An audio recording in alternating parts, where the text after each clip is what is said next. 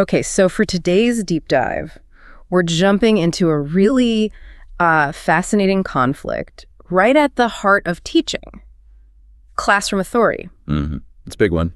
And our sources are tackling this claim that just feels so counterintuitive, right? That sanctions, that punishment. The very tools we often think create order. Exactly. That they actually destroy the teacher's authority. Yeah, and it really gets at the central tension. I mean, we want our schools to be democratic, based on cooperation. Right. But the teachers still have to lead. And these sources argue that if you lean on punishment to do that, you're actually undermining the very thing you're trying to build. I think that's the part that's so hard to grasp. We tend to assume authority is just, part of the job title. You're the teacher, so you have the authority. But that's not what these sources are saying at all. No, that's a really outdated view. We have to look at how power actually works. It's not this fixed thing you possess. It's something you exercise. It happens in the relationship. Real leadership is about getting people to voluntarily engage. So it's not guaranteed by the role anymore. It has to be built. Continuously earned through respect, through equality, through really acknowledging the student as a person. So then what happens, what's the message when a teacher falls back on, say, detention or some other sanction? Well, the message is frankly devastating. The sources basically say the teacher is communicating, I've given up on earning your professional respect. Wow. So I'm going to put this punishment between us, and I hope you respect that more than you. Speeds up the breakdown of the whole relationship.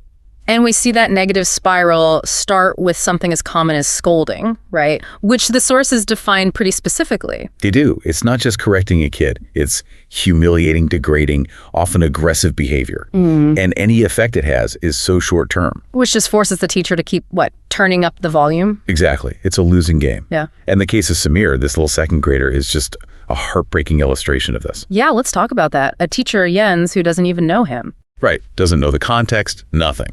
He just sees Samir spit, and he publicly scolds him and even shakes him a little. In front of the entire school assembly, even though another student actually started it. It's this instant public judgment. Yeah. And the damage is just. It's immense. Samir feels completely humiliated. His trust is broken. And it says his readiness to learn is shot for days afterwards. This isn't just about bad behavior. It's the authority itself that's been poisoned. The learning relationship is ruined in that moment. So that brings us to the most important question, right? What's the alternative? Yes. If sanctions and punishment are out, what's the authority-building choice? The sources are very strong on this. They call it confrontation and consequence. Okay, let's really clarify that distinction because those words can sound similar. Punishment versus consequence. It's a crucial difference. Punishment is about retribution. It's making the student pay for what they did. Right, an external penalty. Exactly. Consequence is about responsibility. It's about getting the student to face the outcome of their actions and repair the damage within the community, within the relationship. And we see this perfectly in that other case, the boys with the eggs. We do. These 4th, 6th graders, they're angry about being excluded from a musical, and they throw eggs on the stage. The first instinct from the school is punish. Report them to the police, maybe? The classic external solution. But a trusted educator steps in and chooses consequence instead. And the first step is critical. He acknowledges their anger. He says, I get why you're mad. Yes. He validates their feeling. That's the acknowledgement. But then comes the consequence. You have to clean this up and you have to apologize to your classmates. So accountability is focused on the community they harmed, not on some outside punishment. And that is authority building. The adult is firm, but they're also respectful and focused on repair. They hold the line without crushing the student. So if we bring this all together for you, the listener, what does this actually mean? If sanctions are really a sign that the teacher feels powerless, what's the skill you need to build instead?